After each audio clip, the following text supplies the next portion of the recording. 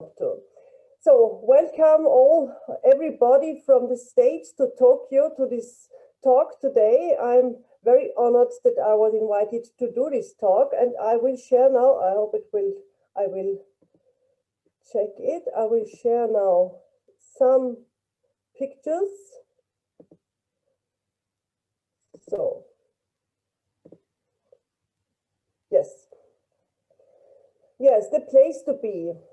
Jewish summer estates in Austria at Salzkammergut. The first thing is to say what is the special thing at the Salzkammergut. Salzkammergut is a part in Austria in the Alps with a lot of lakes, with a lot of mountains, and people loved to go there, beginning from the 1820s. But before, it was really the big salt mine of the monarchy of Austria. It was owned by the Kaiser, so it was really something special. And people worked there just in the forests or in the salt mines. And they need, of course, the lakes to transport the salt. You know, this is a very, very old business. And so these lakes were just there for working. And then in the 1820s, the situation was a little bit different. So you see, this is not the best map I found, but you can imagine how many mountains there are. Here you can see the city of Salzburg. It is quite near from Salzburg, and then you can see all these lakes, bigger ones and not so big lakes.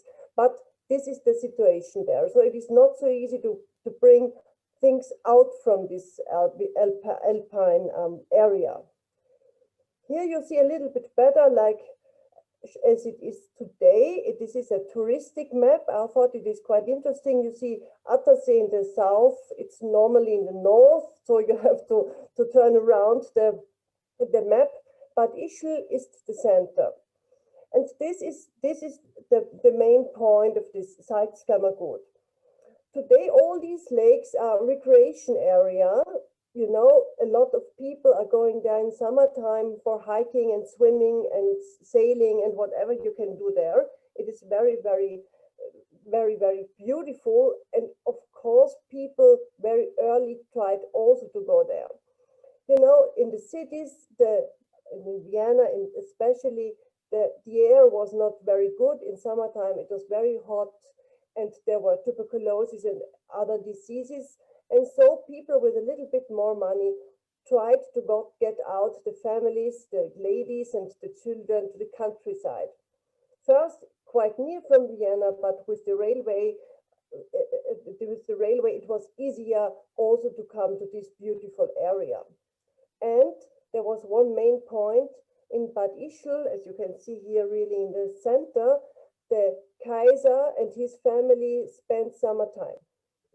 You see, this is Bad Ischl. It was really beautiful. There was built this big hotel. You see on the left side, it was really a grand hotel.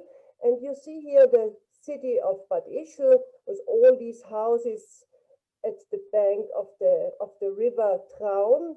These were the houses of the people working in the salt business, because it was quite easy from these houses to get the salt to the boats at the river. And this was the place the Kaiser and his family spent their time. And of course, because they were there, everybody wanted to be there too. Industrial people, political people, a lot of different people, international people. So I found people coming from Alexandria in Egypt and also from Calcutta in India to spend summertime in Bad Ischl. So it was a quite wide way to come here, and people stayed there for some weeks. Some of the people built houses, some just rented houses or some apartments, and it was very fashionable to be there. And of course, everybody were there. Also, a lot of artists had to be there. There was a theater, and all the big stars from Vienna and Budapest were also there in summertime in Bad Ischl to spend the time there with people and to entertain everybody.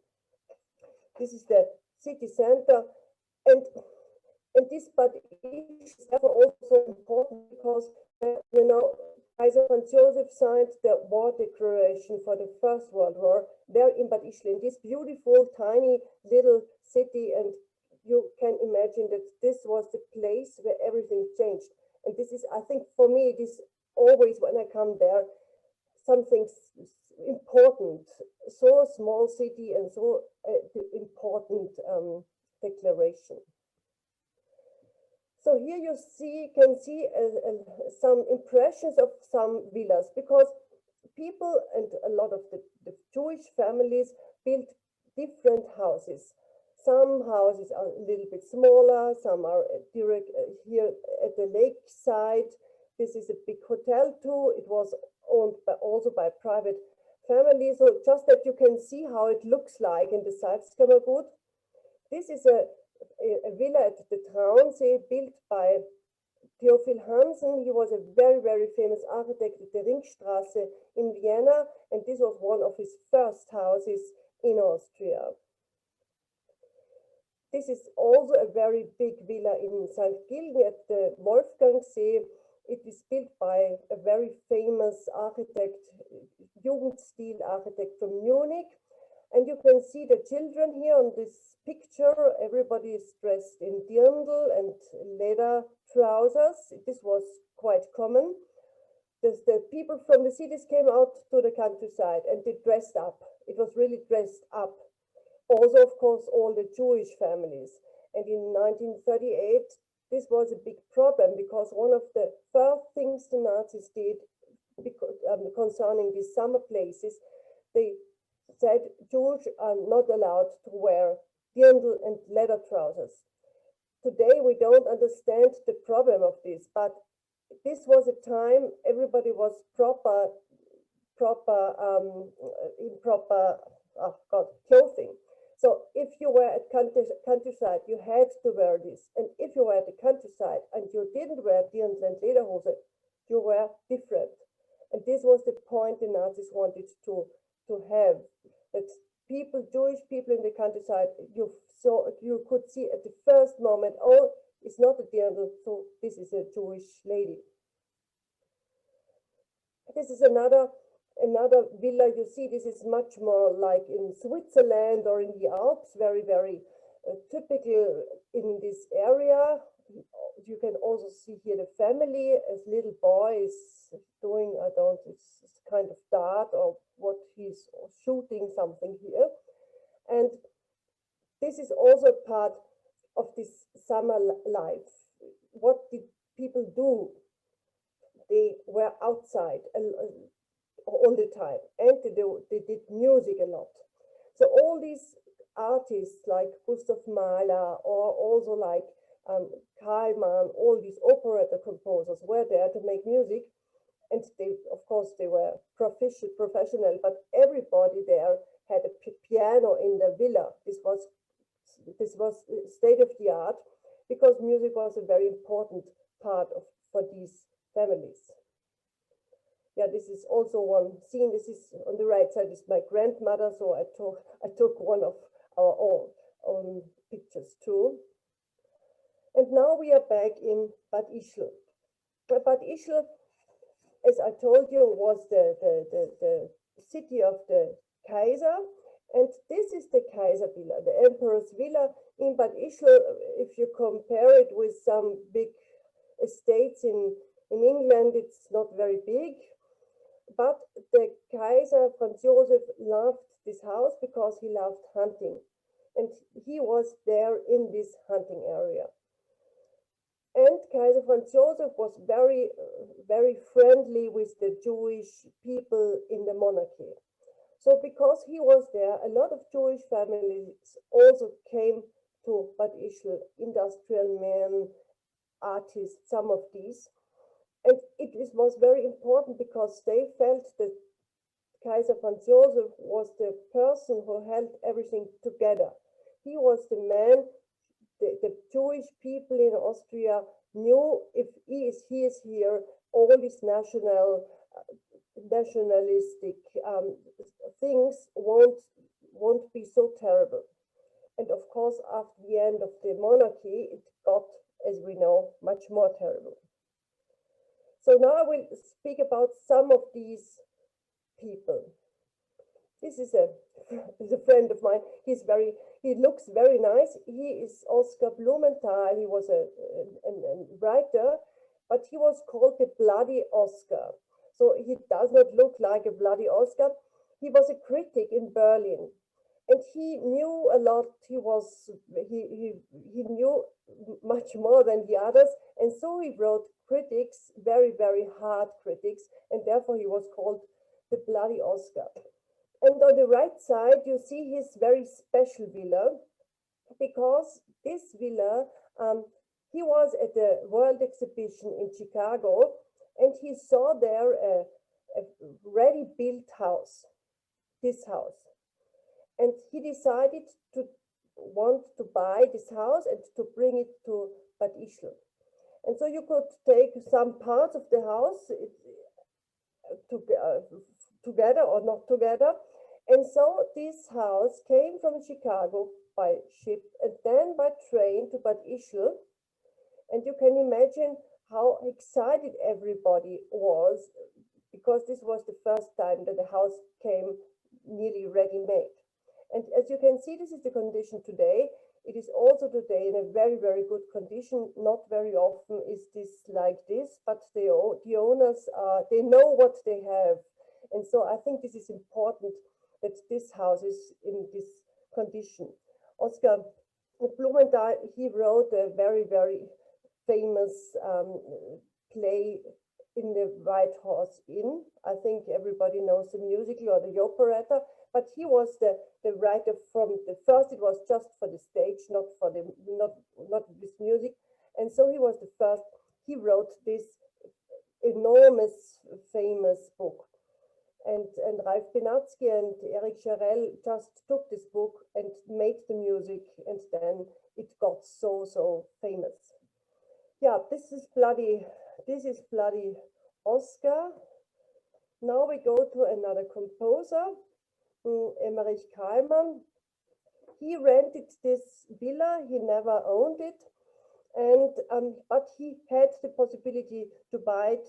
But of course, after 38, there was no longer any possibility. Emery Kaiman was in Bad Ischl since 1908. He wrote all his big successes there. I think you know some of his operettas. He first lived in another very small house, and then he moved in this house. And interesting is that his last wife was quite strange, I think, and she had a big problem with the owners, and therefore there is no plate or something which remains that Emery Kaiman lived in this house. This is, I think, very, very bad, but yes, it is not to change. Kaiman could leave Austria in 38, and he was in Hollywood, and his most important librist Alfred Grünwald was in New York. And Kaiman had a lot of time, and he wrote to Grünwald a lot of letters, really so long letters. And he wrote, because Grünwald had some operation, go somewhere near where you find something similar to Salzkammergut air. I still don't know my way around this huge America, but I can remember that a friend recommended Pennsylvania to me as a country that has the same air as our Ischl. So you see, the Ischl was in his heart. And after the war, Emery Kaiman got back to Austria, and he wrote to Grünwald when he was first in Vienna. I found it a little bit difficult to get used to the fact that the population in their suits, both men and women, has become very provincial. Maybe that's National Socialist, but it's not the right thing for the old Viennese like me. It is strange to see that the city of Vienna now looks like Innsbruck or Graz after all its suffering. After this, he went back to Bad Ischl. He also visited Alfred Grünwald's villa, and then he went to this villa. And his son, he was a boy, a small boy. He has a good memory, and he wrote, in an old taxi from Badersee, a distinguished older man was driven through the city with his family. He has not been here for 12 years and loved to see his Ischl again. Emery Kaiman is back home. This is where almost all of his works were born. He is deeply moved. How did he long for this reunion with his old homeland when he had to live in emigration for many years?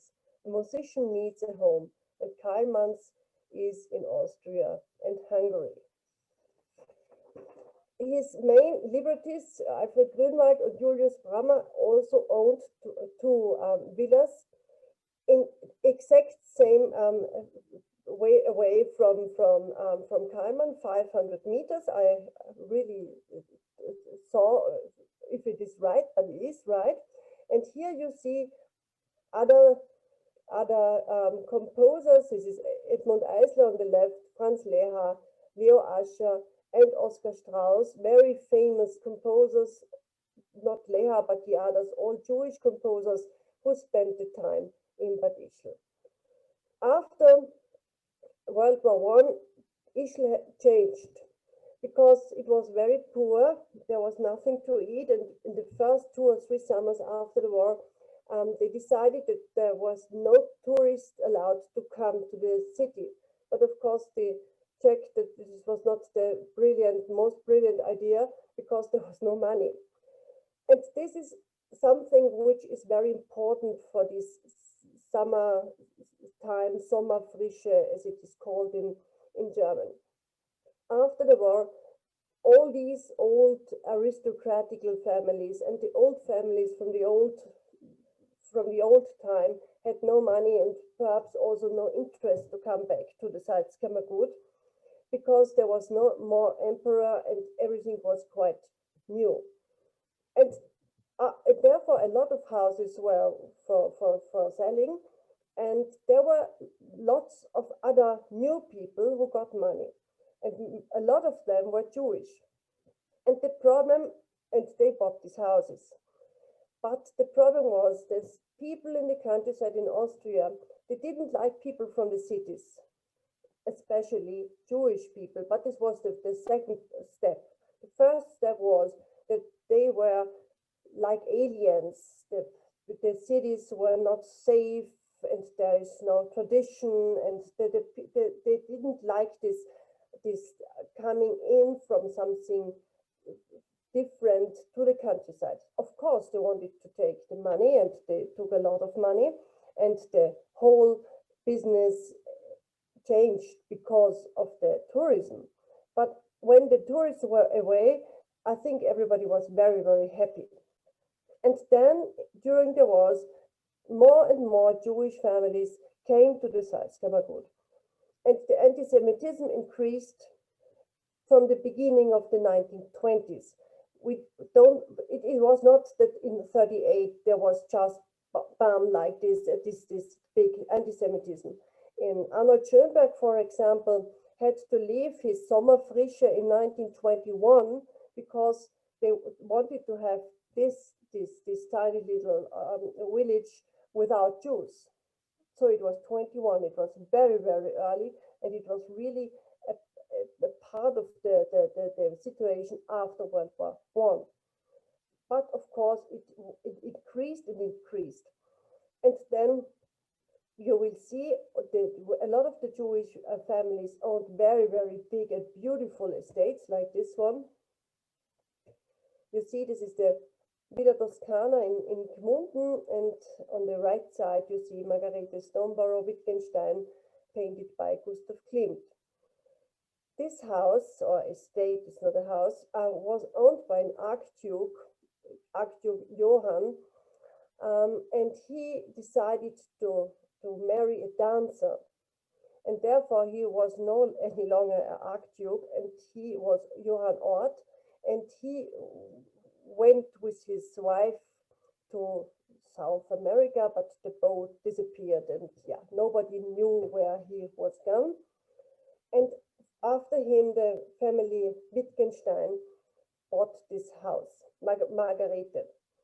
Margarete was the daughter of Karl Wittgenstein. He was one of the most important men in industrial business, and his daughter, and he was a founder for all the younger artists around the Secession, around Gustav Klimt. And he let his daughter paint by Gustav Klimt, but nobody liked this painting. As you can see on the right side, this is a beautiful painting. And Margarete bought this estate, built it new in a way, and stayed there. With this big park around, it's beautiful. On the right side is the lake, so it's really very beautiful. And then it was 38, and the Nazis couldn't take the estate because Margarete was married to Jerome Stormborough, and he was American, and so she was American too. And the Nazis could do a lot, but they could not take the estates from foreigners. This was in the beginning not possible.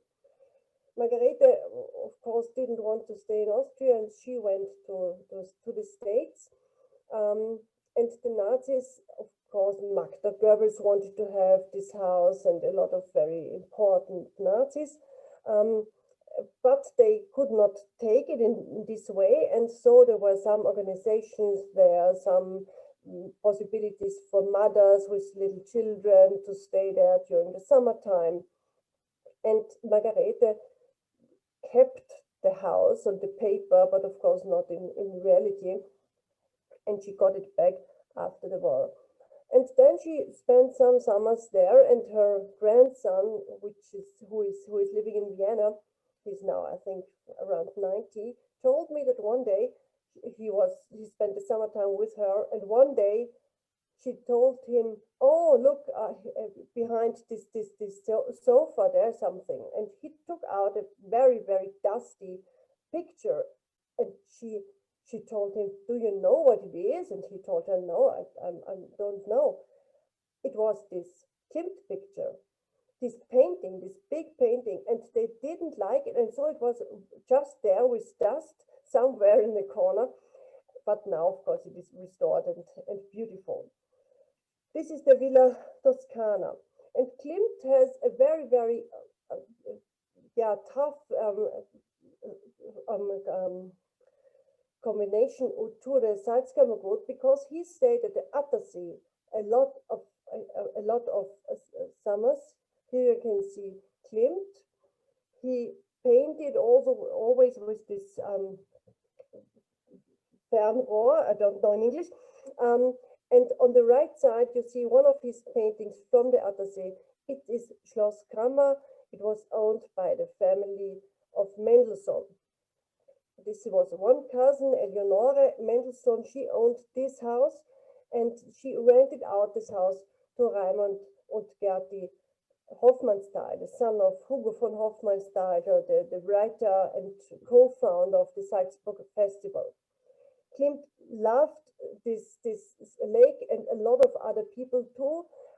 It is interesting that at the Attersee and also at other lakes, there were a lot of very politically young women. First women who fought for the rights to vote, and they fought for rights for women in a lot of different ways. And they met there, and so they had time to discuss and to make new decorations and all these things. And Klimt was also in this very liberal and modern part of the society. There were a lot of industrialists, of course, of doctors, of different people, very modern. And now in my new book about the Ausseerland, I will explain it a little bit later, there are so many young women, very left-winged. So it's interesting. So on the one hand, they have this very conservative being in the summertime in some places, beautiful places. And on the other hand, they were so left-winged and very involved in all these things with women's rights. I think this is a very interesting combination. So we see here, this is owned by the family of Mendelssohn, and we will meet them again. This is also a part of the Attersee. You see, it is a very beautiful, nice village.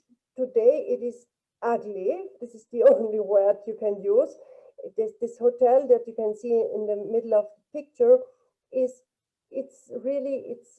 I don't know how to explain it. It is just ugly. It was restored in the 1970s, and since then nothing changed there.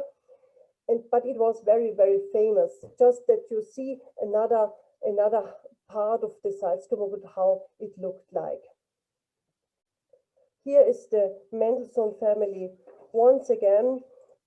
This is a cousin of Eleonora Mendelssohn here, also at the Traunsee. So it doesn't, these lakes are quite similar in one way. So it doesn't matter at which lake you spent the time.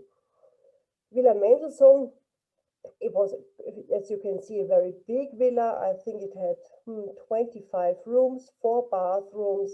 So this was not very common to have bathrooms, by the way, because everybody told the lakes are so near, so you can go to the lake to wash you and not to the bathroom. And Franz Mendelssohn, who built this house, was a banker in Berlin. He was very, very influential. And this house, and this is important, belonged to his wife, Marie von Mendelssohn. And she stayed there a lot of summers.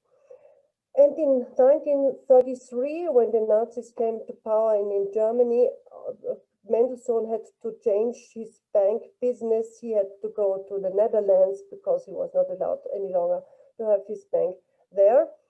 And Marie, the summers were here in Rindbach, in Ebensee. Marie was not, so it was, how shall I say it? They had not 4 Aryan grandparents, but just 3, because they were baptized for a long time before. And so Marie could stay in Rindbach.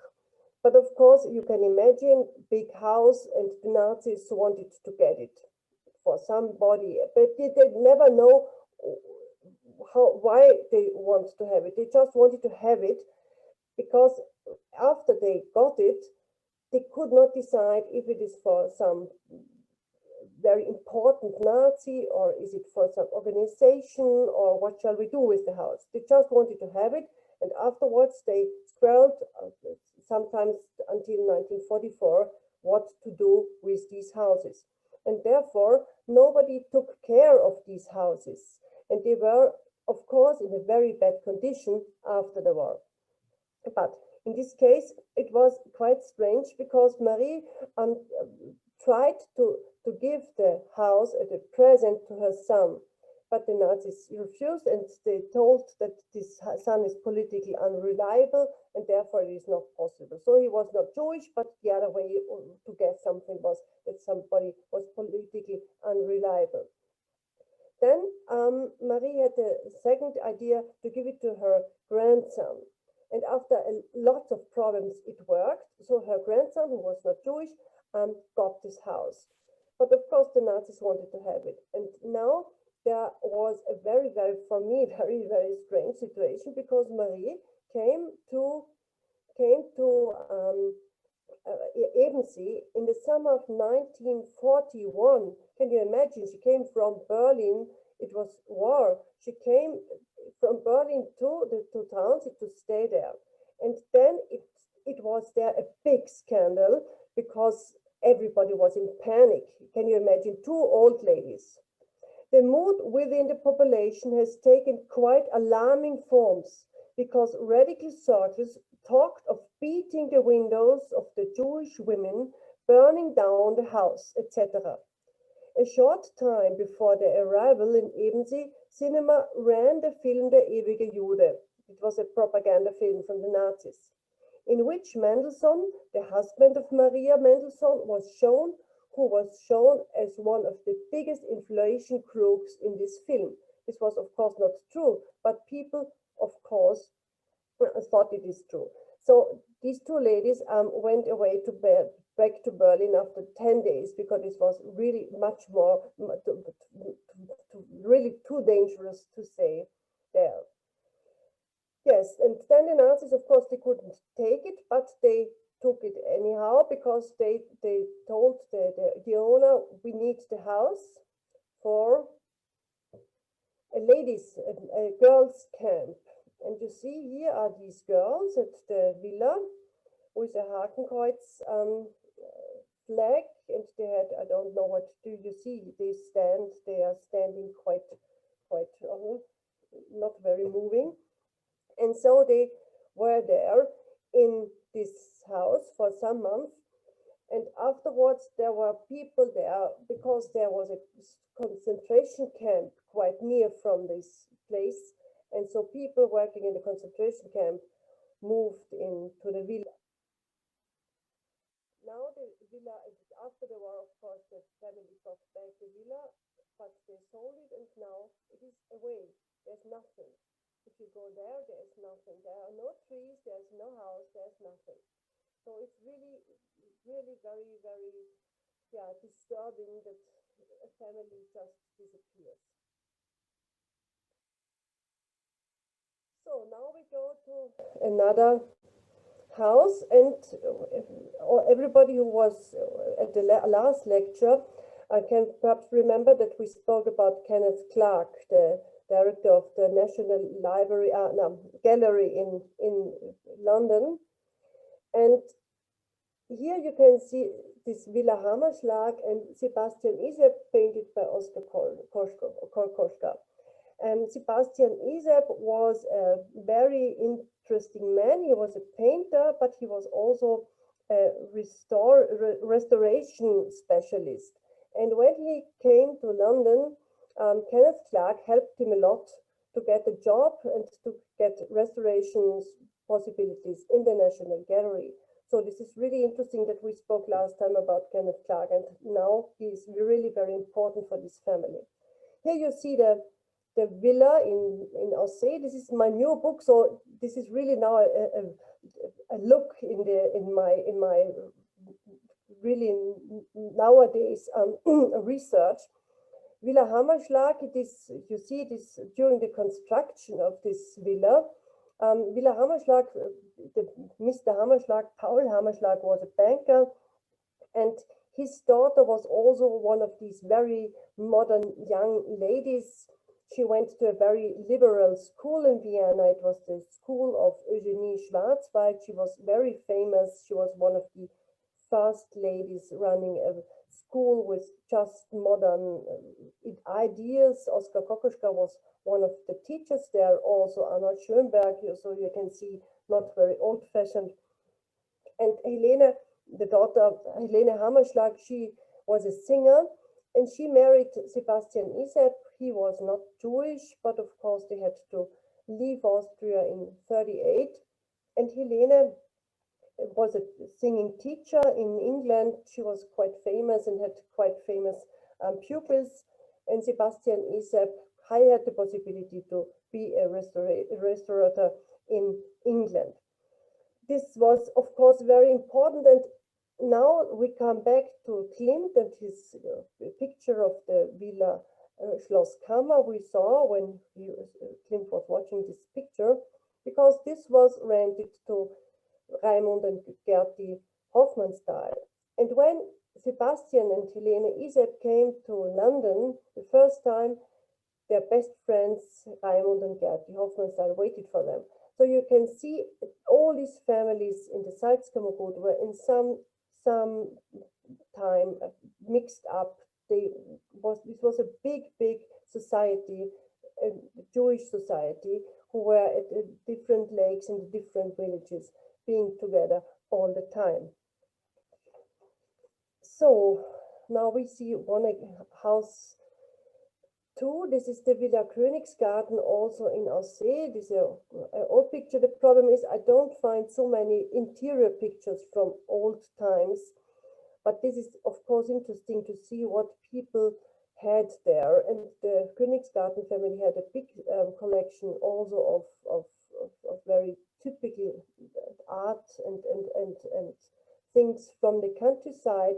In Bad Aussee were different families who did it, also the Mautner families. I see Elisabeth Baumbreuer, hello, because her family owned also a villa there, and they had a big collection.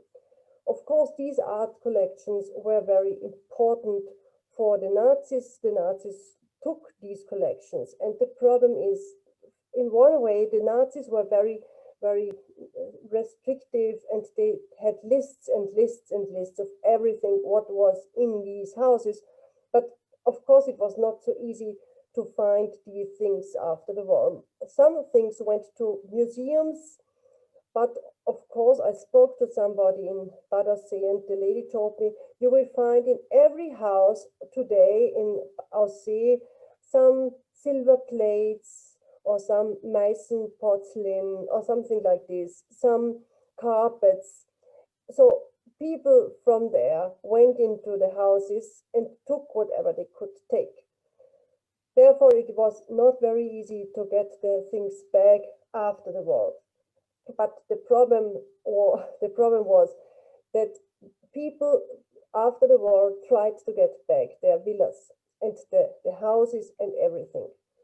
And it took a long time, because the Austrian state was not very happy to give back these things. And so it took a long time. At some estate, it took time until 1956, so really long time. And in these years, nobody took care of these houses. So some people took care, perhaps during the Nazi time, care about these houses, but afterwards, until it was given back, there was nobody who felt concerned to do something in these houses. And therefore, the houses were in a so bad condition that the people, when they got back the houses, were somewhere in the whole world, and of course they sold the houses for nothing. And so in the 1950s, 60s, the society in these places, in these very nice, elegant summer places, changed completely, because there came people who had no idea about this, from these traditions, who were there in these houses, in these places, what was the life like there. So it was not, it was really, this was the end of the end of Sommerfrische were in 38, but there was no possibility to recome once again to this culture of summer living. Yes, and this house, this is very interesting. This is, yeah, a museum in Bad Ischl, and the story was, there was a famous pianist, Ella Panchera, and Ella Panchera was the favorite pianist also of Queen Victoria, and she was famous in the whole world, and she got presents over and over. And she married a man, and she lived with him in Bad Ischl. And this man was the most terrible man, because he had a system to take away the villas and everything from the Jewish owners, with really a perfect system. And after the war, there was this villa from this couple got a museum, and it was always told, oh yes, this is just the presents from Ella. But if you look at these chairs or carpets, or also these paintings, I'm quite sure that everything what is in this museum today, it is stolen. It is stolen art and stolen, everything is stolen. And now it is closed, that nobody can come in, because it would like to go in and to have a look at all your things and to compare it with all the lists they exist. Perhaps there are some things you can give back to the families, but you never know. Perhaps it will be some time. Yes, so this is the series of my villa books. In the middle is the new book. And yes, I think I could speak a lot more and a lot about, yeah, I know more details, but I think I stop now. And if you have some questions, just ask. Thank you.